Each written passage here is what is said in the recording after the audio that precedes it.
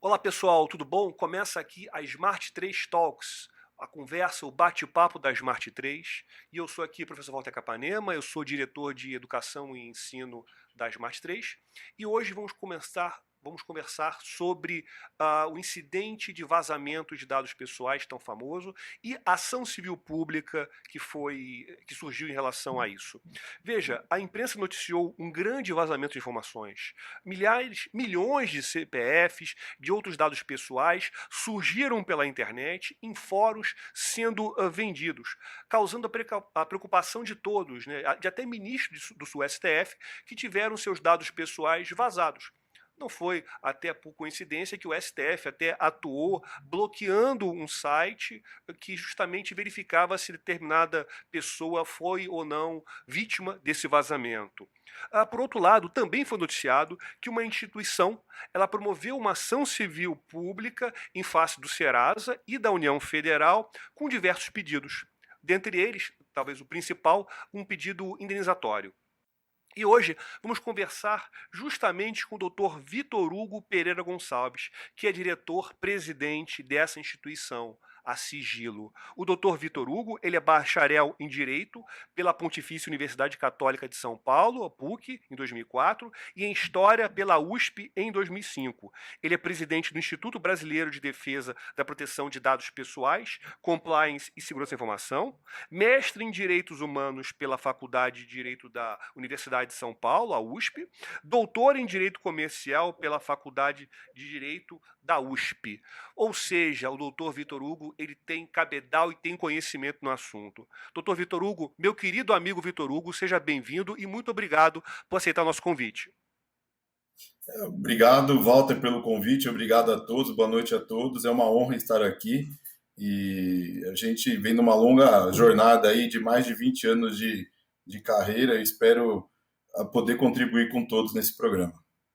Olha, eu fico muito feliz de você poder estar participando aqui com a gente, porque você é um dos grandes pioneiros do direito digital. A gente tem visto que surgiram agora o direito digital virou moda e muita gente está conversando, está estudando, colocando no LinkedIn que trabalha com esse assunto, mas você é um dos pioneiros, especialmente porque você tem uma obra maravilhosa sobre o Marco Civil, e eu fico muito feliz em poder contar com você.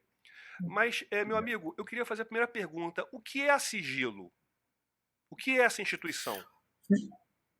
O sigilo foi, na verdade, a gente tem que falar que o sigilo é um objeto de mais de 20 anos, né? Não sei se você se lembra, eu fui diretor jurídico da ABUSAR, né? Associação Brasileira de Usuários de Acesso Rápido.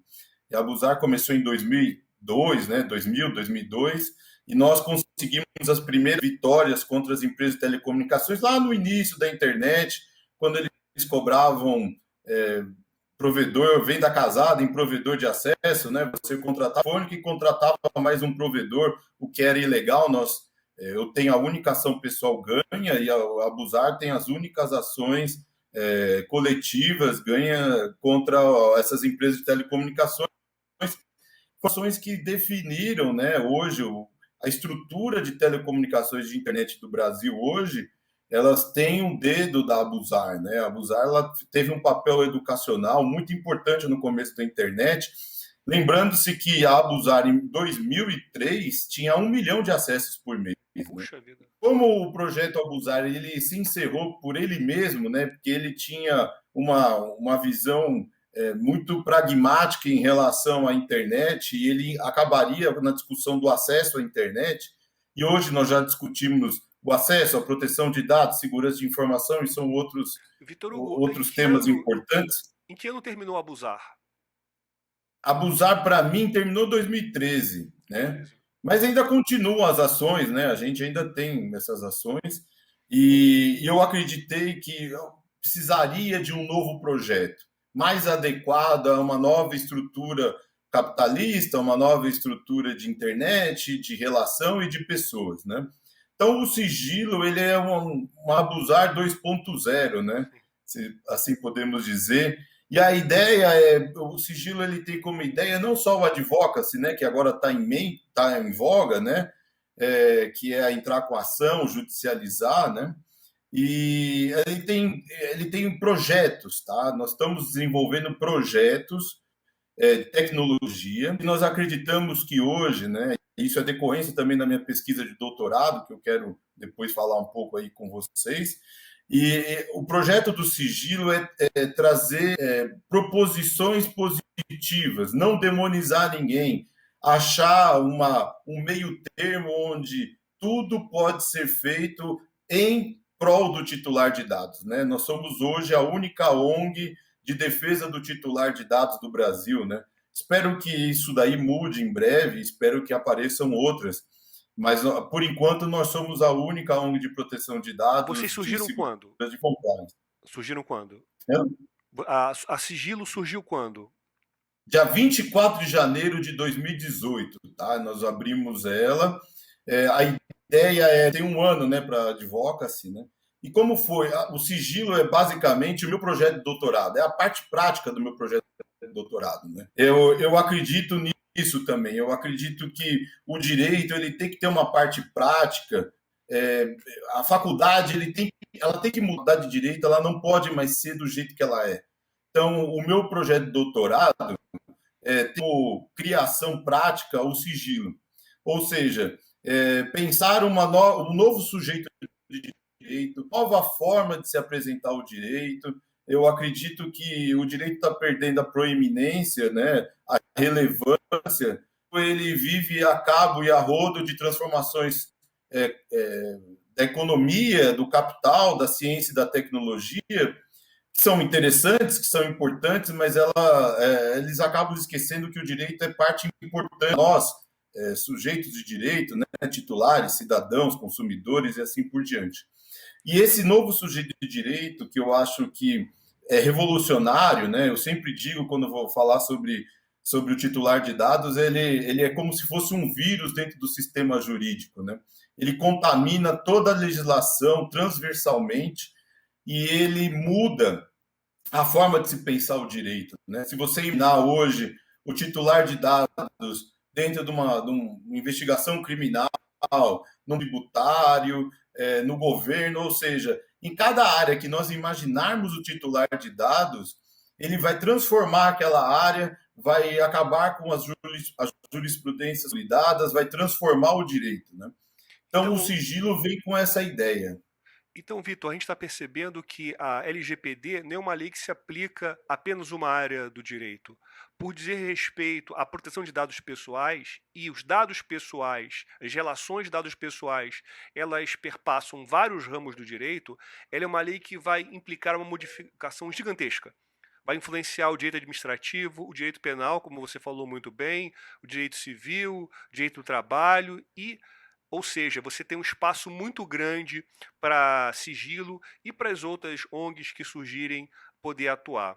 Mas eu gostaria, Vitor, conversar com você sobre essa ação, uma ação civil pública da Sigilo em face da União Federal e do Serasa. Eu queria que você explicasse para a gente essa sistemática. Como é que surgiu essa ação e do que ela trata? Então, a ação ela é decorrente basicamente do vazamento, né, noticiado em nosso Serasa, né? Essa ação é interessante porque quando nós criamos o sigilo, nós entendemos que logo de cara um dos modelos que seriam questionados depois da LGPD, e mais cedo ou mais tarde viria a acontecer isso, era o modelo de negócio do Serasa. O modelo de negócio do Serasa é perigoso para a sociedade. Por quê? Porque ele utiliza muitos dados para vender um serviço de análise de crédito. Vamos lá, não vamos demonizar as coisas. Análise de crédito é importante para nós, é importante para a sociedade e é importante para o desenvolvimento socioeconômico. Ponto. Dito isso, será que o Serasa precisa, por exemplo, pegar os dados do Facebook, do titular de dados, para avaliar se ele tem ou não um crédito? Ou outras informações, se ele comprou linguiça, se ele comprou tal coisa. Quer dizer, o excesso de informações que trabalha o Serasa, ele é pernicioso ao titular de dados e à sociedade brasileira. Dito isso, O vazamento de dados, né, e vocês verão, quem for ler a nossa petição, nós discutimos esse modelo de negócio. O que está em jogo no vazamento de dados do Serasa, o qual não sabemos se totalmente veio do banco de dados do Serasa, ou se foi de um parceiro contratado pelo Serasa, um operador, enfim. Nós vamos investigar isso, e isso é um dos nossos objetivos com essa ação, né? Questionar o modelo de negócio do Serasa, né? O Serasa precisa e por que tem tanto acesso, né? O Serasa patrocinou a mudança da lei do cadastro positivo, muito importante, uma das poucas leis que trabalhavam dados pessoais no país, né? Ele alterou completamente a lei de cadastro positivo. Pra vocês terem uma ideia, só a título de exemplo, o artigo 4 da lei de cadastro positivo, da nova lei de cadastro positivo, ele inventa uma situação de que automaticamente o banco é que decide se ele vai ou não recolher o seu dado. Então, se ele decidir que sim, independente do seu consentimento. Vitor, então, ao seu ver, essa atuação do Serasa na lei de cadastro positivo, você acha que ela foi boa ou foi ruim? Foi ruim a partir do momento, assim, né, os cursos de ver, né, eu discuto muito a atuação nossa no ensinamento, né, na formação do mercado de proteção de dados. Eu vejo alguns colegas dando aulas, fazendo cursos, e falam assim, não, o consentimento morreu, a base não é o consentimento, a base é outra, é legítimo interesse, isso sim é interessante, isso que vai fazer florescer o mercado. Eu acho que isso é uma falácia, um sofisma, isso daí é contra o espírito da lei e é contra o titular de dados. Não é porque você utiliza uma base legal, né, no caso, legítimo interesse em detrimento do consentimento, que você não tem o dever de comunicar. Exato. Ora, o dever de comunicar está no Código de Defesa do Consumidor, está no Marco Civil da Internet e está na LGPD. Então, Vitor, é uma coisa simples, para vocês entenderem. Inteligência artificial, reconhecimento facial. Nós entramos com uma ação, eu entrei com uma ação pessoal com os doutores Felipe Carvalho e Moisés Lobo, contra a linha 4 amarela. E tinha lá um totem gigante, ainda tem lá, que dizia o seguinte, com inteligência que te passa para você a propaganda que você quer. Essa era a propaganda da linha 4, né? E isso que ele vendia para o mercado publicitário. Nós entramos com uma ação questionando isso. Opa, peraí, aonde está essa inteligência artificial? Que tipo de informação estão capturando? Com quem vocês dividem essas informações? Então, a base legal de tratamento, se é consentimento ou não, ela deve ser comunicada para o titular. O titular ele não pode ser pertencido dos seus dados. O que nós vivemos hoje é um total despertencimento de nossos dados. Vitor, então, é essa situação. Que as pessoas estão questionando o seguinte, por que o Serasa foi incluído no polo passivo? Você estaria dizendo que todo vazamento partiu do Serasa? O Serasa é o grande culpado? Não, a gente não sabe nem se o Serasa é o culpado. Então, a gente partiu de uma premissa, Walter, que é uma premissa que eu acho que a gente deve ter com todo mundo. A premissa da inocência, né? Então, como nas nossas investigações nós não tivemos 100% de certeza de que era o Serasa, mas que existiam dados que eram muito parecidos ou eram até mesmo referentes ao Serasa, nós fizemos na nossa petição, quem puder, está aberto ao público. Né? No processo está no site. Não está no site ainda, mas nós vamos colocar agora, tá? Nós estamos esperando só. Vocês vão saber em primeira mão. Agora, a reunião foi citada, ela tem 72 horas para se manifestar sobre a nossa petição, tá? Então, e aí o juiz vai decidir sobre os nossos pedidos liminares. Na nossa fundamentação, que é parte de uma investigação que nós fizemos, essa petição demorou 2 semanas para ser feita, tá? Ela é fruto de uma investigação. E dessa investigação, nós constatamos, por A mais B, que existiam grandes possibilidades que parte dos dados eram mesmo do Serasa. Só que nós não sabemos se esses dados foram negociados com operadores do Serasa, se eles obtiveram esses dados antes, né, e vazou agora. E também investigamos qual é o posicionamento da empresa PSafe nesse tipo de vazamento, de notificação de vazamento. Vitor, qual Então, tipo de dado, qual espécie de dado que você entende que teria partido do Serasa? Você poderia dizer assim? eles têm um sistema chamado Mosaic, que captura dados, que analisa, né? Eles pegam os dados, né? São vários dados, tá? É dado de previdência, é dado até de se o cara está morto ou não, certidão de óbito, não foto. Mas tem. E nessa base de dados vazada tem foto. Mas tem RG, CPF, endereço, alguns tipos de consumo, dados, informações públicas. É uma base bastante enriquecida pela amostra que nós tivemos. Que Tá? a princípio Então, o essa principal base. suspeito seria o Serasa, de acordo com o seu Será? argumento. Score Credit tem lá. Tem Score Credit nessa base de dados. Score Credit é Serasa ou Boa Vista, Sim. né? Por causa do cadastro positivo.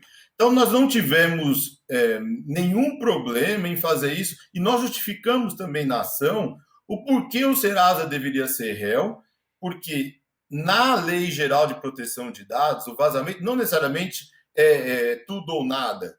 Se o controlador captura os seus dados, ele é responsável por esses dados até a sua eliminação. Ou seja, terá os dados na base legal da análise de crédito.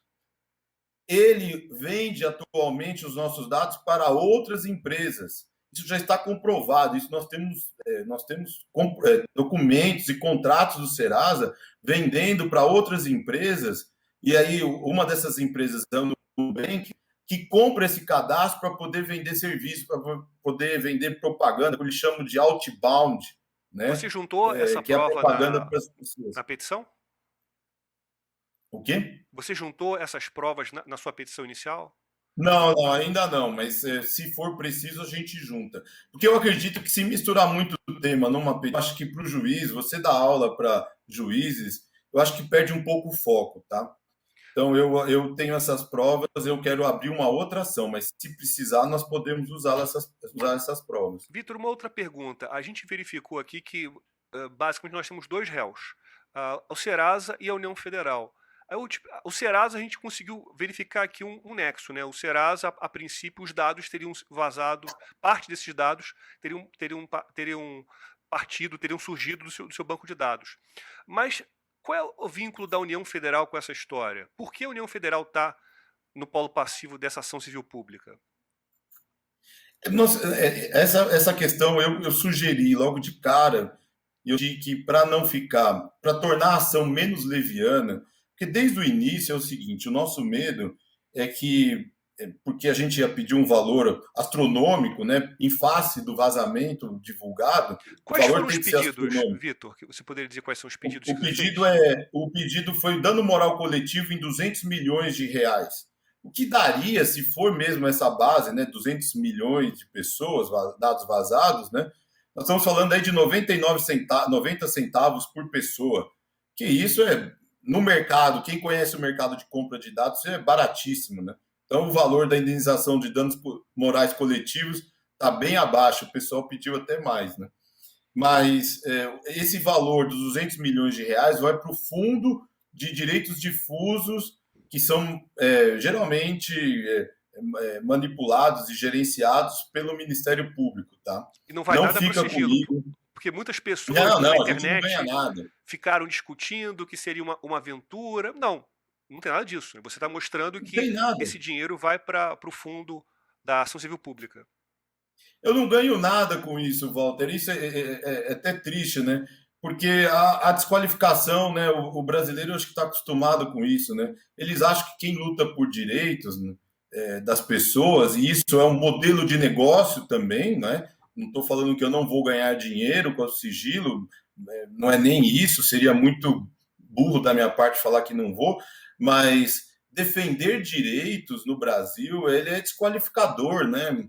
As pessoas não confiam muito, eles acham que qualquer aventureiro numa ação dessa, e você viu, precisa ter um conhecimento específico muito grande para entrar numa ação dessa e não sofrer críticas de colegas, né? Porque eu estou colocando o meu nome, meu doutorado recém-defendido, para as pessoas aí virem me falar mal, dizer que eu estou querendo ganhar dinheiro do tadinho do Serasa, ganha tão pouco com os nossos dados, né? Então, é uma situação que às vezes dá um pouco, fico um pouco chateado e triste por isso, mas eu acredito que a maioria entende a função social de que o mercado de segurança de informação, de proteção de dados, ele não vai crescer só olhando para a empresa. Esse é o maior equívoco que existe hoje no mercado jurídico, é acreditar que a proteção de dados está na empresa. Privacy by design, privacy by default, são conceitos importados dos Estados Unidos, os quais eu acredito que são interessantes, mas não servem para a nossa realidade, que é de pessoas de um país desigual e com pessoas que têm pouco conhecimento sobre tecnologia. Então, o sigilo ele é um projeto necessário para a sociedade brasileira hoje. Sem ele, não dá para criar um mercado.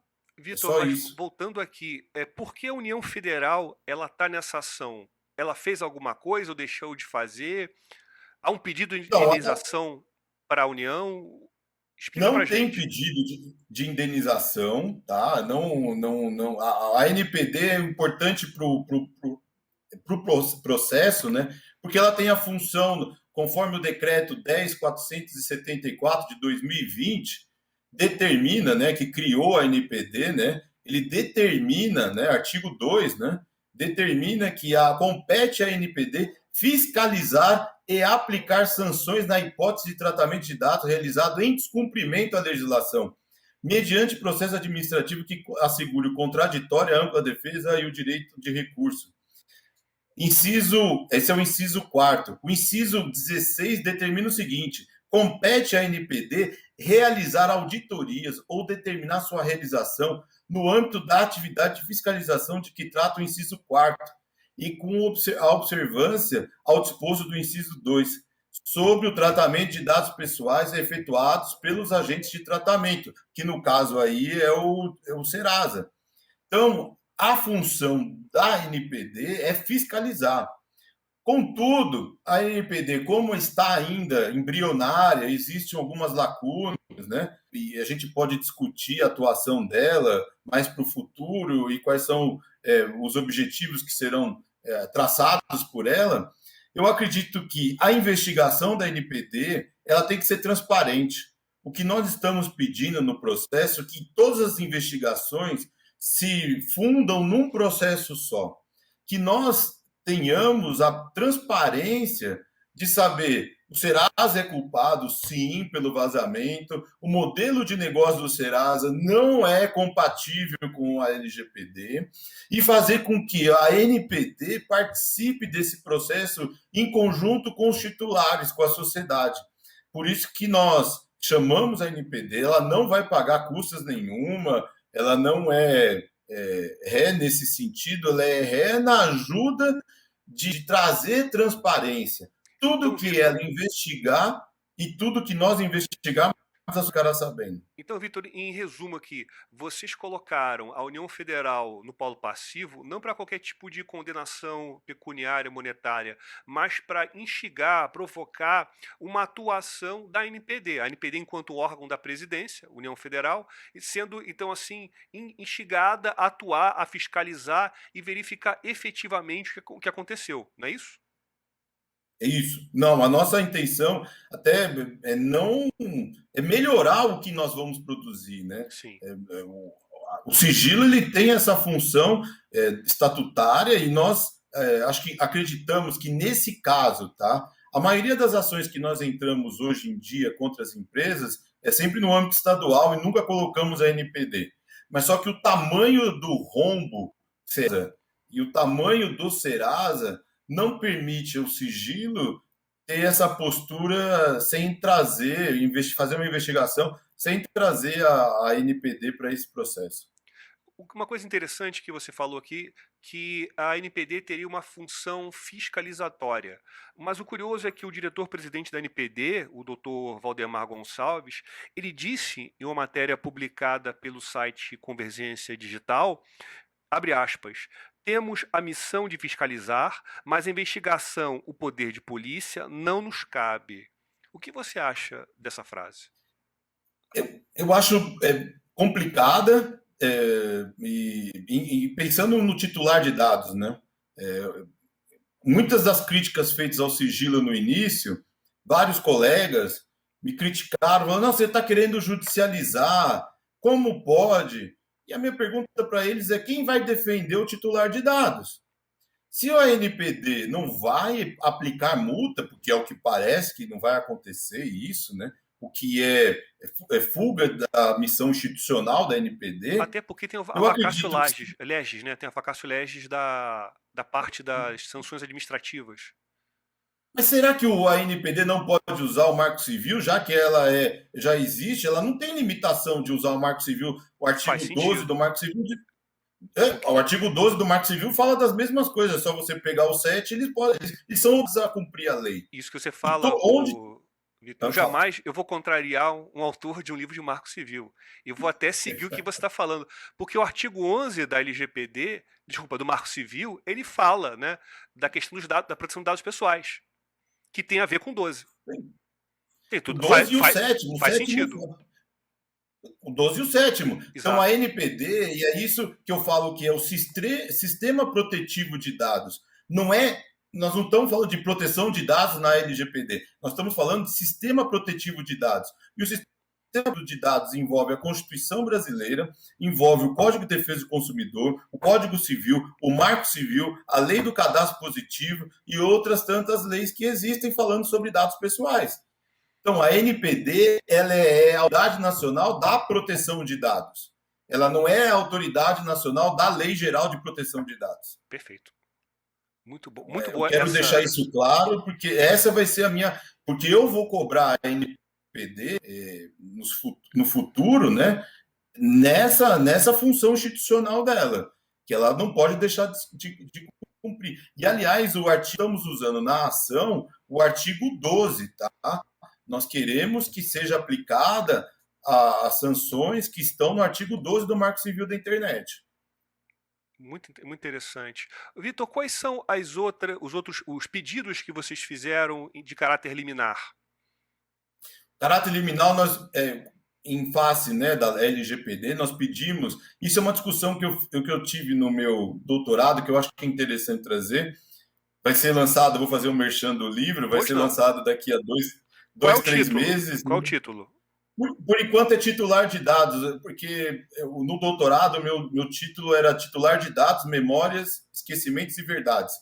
Então é muito poético, né? Para vender hoje em dia não vão usar esse aí. Mas por enquanto está só titular de dados. Qual editora? E vai sair Egem Forense. Ótimo. E aí uma discussão que eu acho que era importante, que era o dever de comunicar.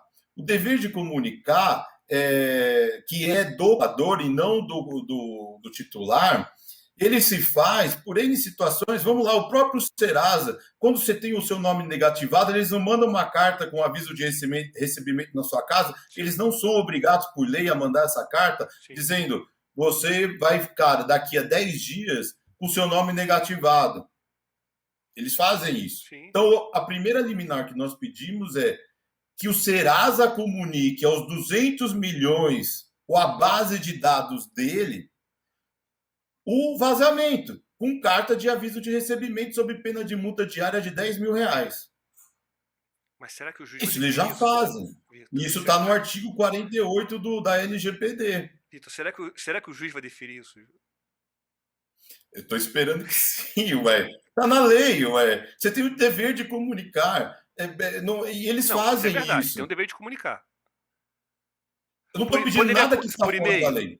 Será que de repente por e-mail? Não. Não, a maioria do povo brasileiro, se for 200 milhões, se for o povo brasileiro, sim, você vai ter que fazer em papel, né? Que essa é uma outra discussão. Na lei fala assim, o titular de dados ele pode requisitar os seus dados em meio de papel ou virtual. Sim, Então, se o titular de dados não tiver a compreensão do digital, se você fosse só isso, você estaria criando uma exclusão digital. sim. Então, é uma discussão que tem que ser feita, mas para mim eles têm que entregar a carta com aviso de recebimento. Porque assim, quando o seu nome é negativado, já tem aquele ditado jurídico, né? Para o mesmo direito, a mesma razão, né? Para Exatamente. direitos, né? Tem esse ditado. Né? Vitor, mais alguma consideração? Vamos chegando aqui para a nossa parte final. Mais alguma coisa que você queira dizer? Alguma informação? Alguma novidade? Assim, a novidade é, nós estamos, o sigilo não só está olhando a casa, mas está olhando para o mercado todo. Nós temos mais de 10 ações, já vamos bater 15, né? Questionando as empresas e as práticas, né? Delas, né, de compra de dados, como eu falei para vocês, do Nubank. O Nubank tem também, eles preencheram o cadastro Pix das outras pessoas. Infelizmente, e isso eu quero falar para vocês, o titular de dados, ele sempre foi tratado pelas empresas como escravo dos seus dados. Ou seja, você só tem a função de produzir dados para as empresas ganharem dinheiro. E essa mentalidade ainda vigora nas empresas, né?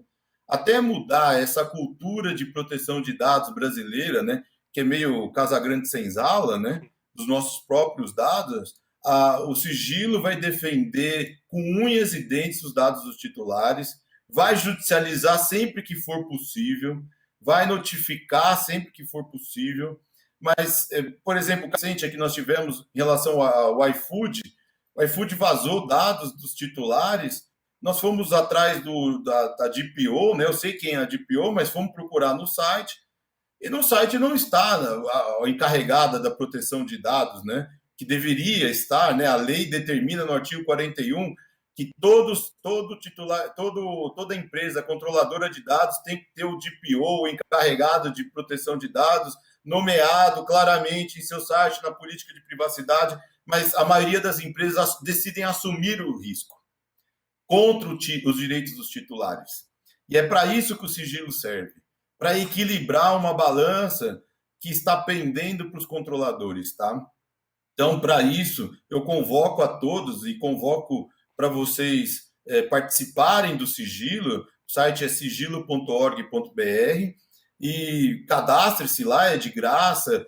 Para a gente fica mais fácil entrar em contato com os associados, né, na nossa base de dados. A gente só pede o nome e o e-mail, é só isso. Não precisamos de mais nada, né, para entrar em contato, né?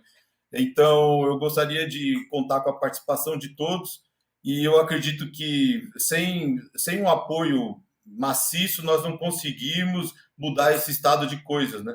Onde os nossos dados servem para gerar bilhões para empresas que não estão nem ligando para nós. Vitor, eu quero agradecer a sua presença, a sua paciência, você ter aceitado esse convite. Eu quero desejar muito sucesso para você e para a Sigilo.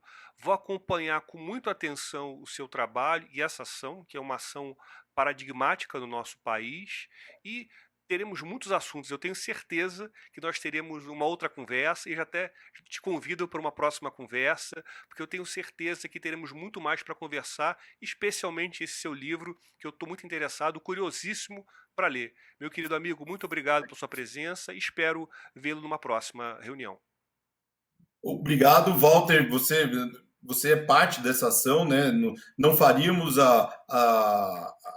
o valor, né, que tem o dano moral do titular, né, o dano moral individual, e nós só conseguimos chegar numa fundamentação jurídica a partir de um texto seu. Então, você é parte importante da nossa fundamentação. Por favor, leiam essa inicial e leiam o trabalho do Walter, que era excelente. Não é porque ele é amigo, ele é excelente e coerente. Hoje em dia é muito difícil ter pessoas coerentes. E é sempre um prazer estar aqui. Sempre que você me chamar, é uma convocação. Muito obrigado, meu querido amigo. Então, muito obrigado, gente, e até a próxima.